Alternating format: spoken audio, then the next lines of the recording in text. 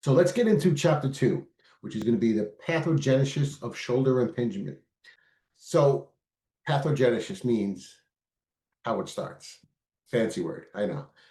So shoulder impingement, we're going to focus on how rotator cuff, basically how they tear and how they evolve.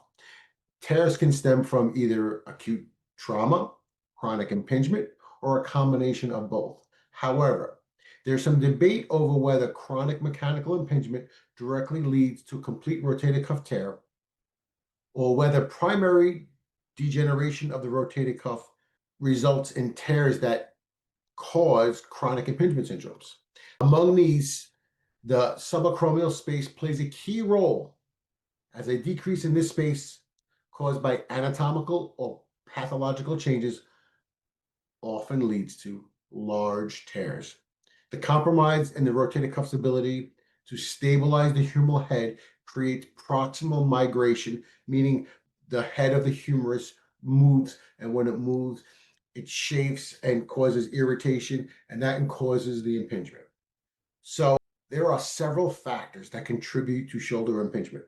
Additionally, structural features like the shape and slope of the acromion can predispose people to impingements. Type 2 is smooth but a curved undersurface, and type 3 is hooked or beaked undersurface, which most commonly is associated with rotator cuff tears. And stage 3 is partial or complex rupture of the rotator cuff, accompanied by structural abnormalities like anterior acromial spurs or greater tuberosity excrescence. Interestingly, though, many rotator cuff tears begin on the articular surface near the tendon's insertion rather than the bursal surface as previously believed.